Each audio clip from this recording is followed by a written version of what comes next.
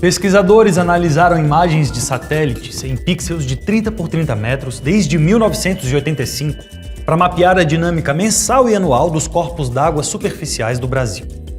Com os resultados, concluíram que o Brasil está secando. De 1991 a 2020, já perdeu quase 16% da superfície de água, o que equivale a mais de 3 milhões de hectares. Se o Brasil mantiver o ritmo do desmatamento ilegal e da destruição de mananciais até 2050, pode perder 1/4 de toda a sua superfície de água.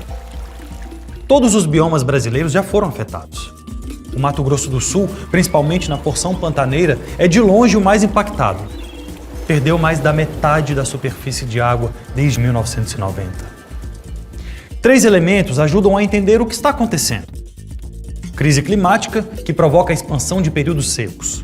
Desmatamento ilegal da floresta amazônica, que provoca a redução de água na atmosfera. E a diminuição do efeito esponja do cerrado, que absorve a água das chuvas, liberando-as aos poucos. Os pontos de maior redução estão próximos às fronteiras agrícolas.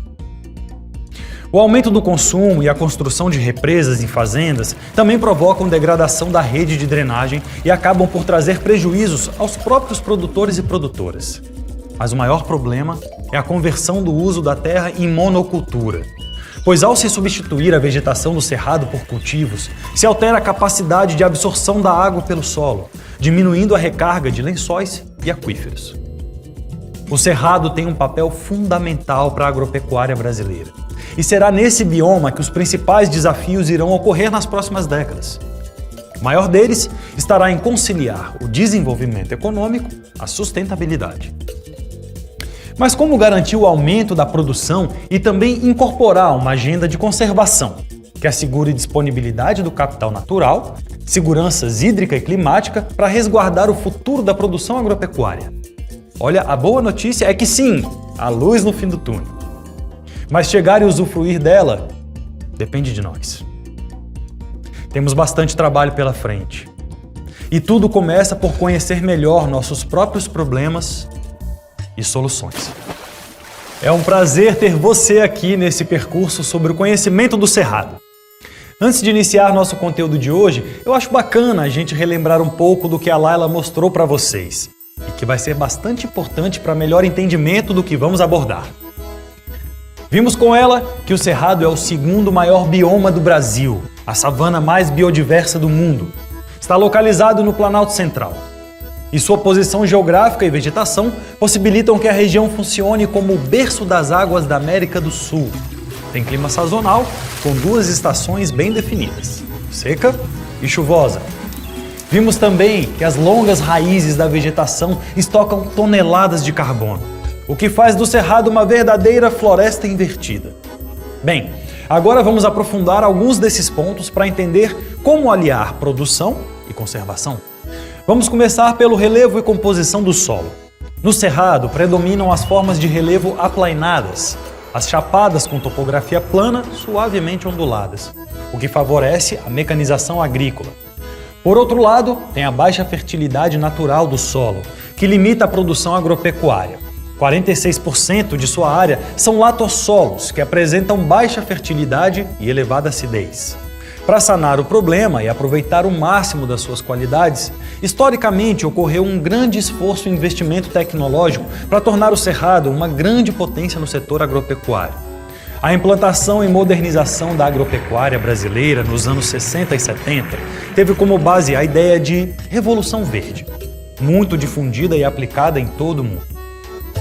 Mas o que é a tal Revolução Verde, afinal? Bom, o termo Revolução Verde foi criado somente no início da década de 60, mas todo o processo já vinha acontecendo desde o final da Segunda Guerra Mundial, quando, devido à escassez de alimentos e proporcionado pelo salto tecnológico do pós-guerra, houve um incremento de atenção e investimento na agricultura de países em desenvolvimento, como México, Índia, Paquistão, Filipinas e Brasil.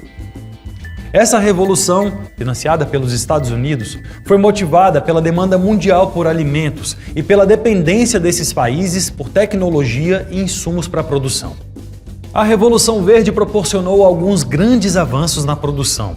assim como alguns problemas que devem nos servir de aprendizado. Com as novas tecnologias e modernizações, como a correção e adubação do solo, a mecanização e irrigação da lavoura, o uso de defensivos agrícolas e o desenvolvimento de plantas geneticamente modificadas, houve um salto quantitativo na produção. Por outro lado, essas mesmas modernizações geraram inúmeros impactos socioambientais.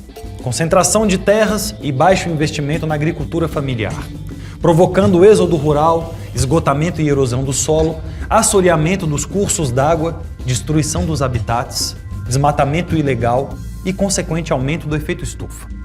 Sem dizer que o objetivo propagado de extinguir a fome não foi alcançado, por diversos motivos, mas isso é papo para um outro encontro. Voltando ao Brasil e nosso bioma, o que podemos dizer é que tudo isso possibilitou uma produção agropecuária sem precedentes na história da região e que também significou um grande impacto ao Cerrado.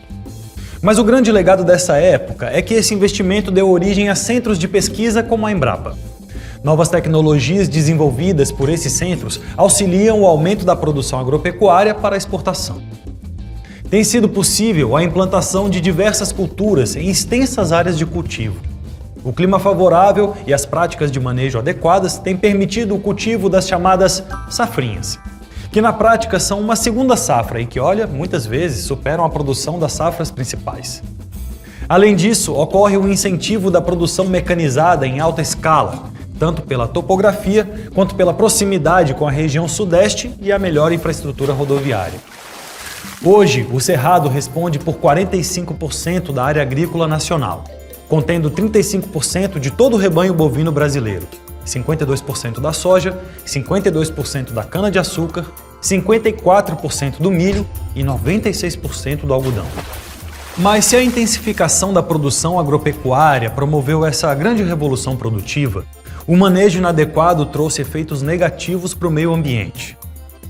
Perda de biodiversidade por causa da retirada da vegetação nativa, erosão e compactação dos solos, uso excessivo de fertilizante e defensivos agrícolas, com consequente contaminação dos cursos d'água, além do aumento da emissão de gases do efeito estufa. É válido destacar que essa intensificação da produção e ausência de práticas de manutenção do solo levaram à perda de fertilidade. E é pelo potencial e também pela vulnerabilidade do Cerrado que precisamos olhar com todo cuidado, atenção e responsabilidade para a agropecuária desse bioma. Ao mesmo tempo em que tem sido reconhecido como o celeiro do mundo, o Cerrado está entre os mais ameaçados do planeta. E o que podemos fazer para conciliar os interesses econômicos aos interesses socioeconômicos do Cerrado? Práticas produtivas com potencial de promover uma produção rural sustentável. O caminho é apostar em práticas agropecuárias que favoreçam o aumento de biomassa acima e abaixo do solo. Reduzam seus processos erosivos, aumentem a produtividade, diversifiquem a produção, reduzam a pressão sobre as áreas de vegetação nativa. E pessoal, isso não é mais utopia há muito tempo. Nós já temos tecnologia, conhecimento, prática e grandes exemplos implementados no Brasil, como técnicas de produção sustentável e de manejo produtivo que promovem todos esses benefícios. A ILPF é a técnica de integração entre sistemas agrícolas, pecuários e florestais que permite a produção na mesma área de grãos, carne, leite, fibras, energia e madeira por meio de consórcio, rotação ou sucessão produtiva.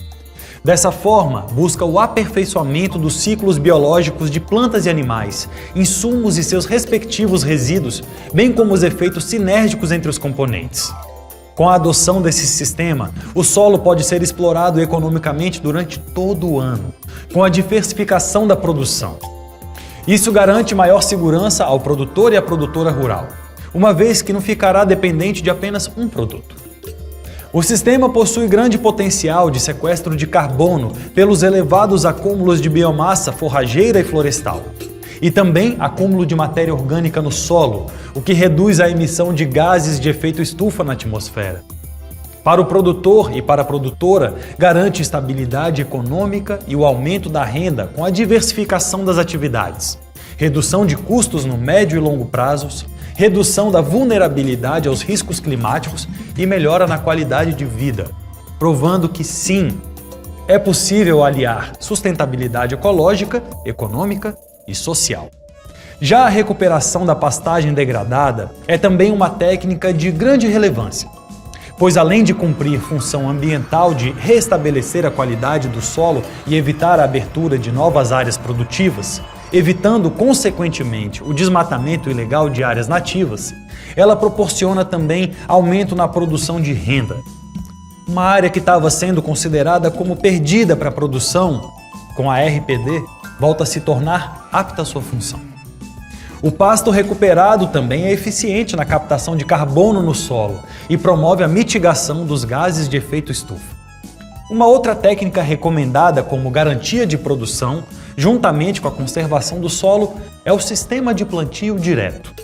É uma técnica de semeadura diretamente sobre o solo, não revolvido, ou seja, diretamente sobre a palhada da cultura anterior, sem o preparo físico do solo, aração, gradagem ou qualquer outra forma que venha fazer o revolvimento.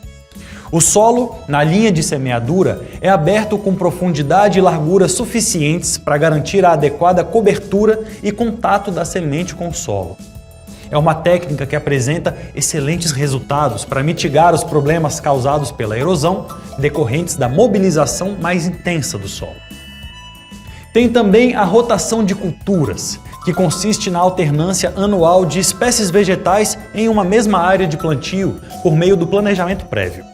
As principais vantagens desse sistema são produção diversificada de alimentos, melhoria das características físicas, químicas e biológicas do solo, diminuição na ocorrência de pragas, doenças e plantas invasoras. Além das modalidades citadas, existem várias outras técnicas de manejo e conservação de solo, como cultivo em faixas, recomposição de mata ciliar, cobertura verde e alternância de capinas. Conheça e aprofunde os estudos sobre as técnicas de manejo e conservação do solo. Contribua, assim, para o desenvolvimento e consolidação de um rural mais sustentável. Bom, chegamos ao final de mais esse encontro. Hoje vocês viram como é possível aliar produção agropecuária e conservação da natureza por meio de várias formas de manejo sustentáveis, como rotação de culturas, plantio direto e sistemas integrados de ILPF e RPD. Espero que tenham aproveitado. Até a próxima!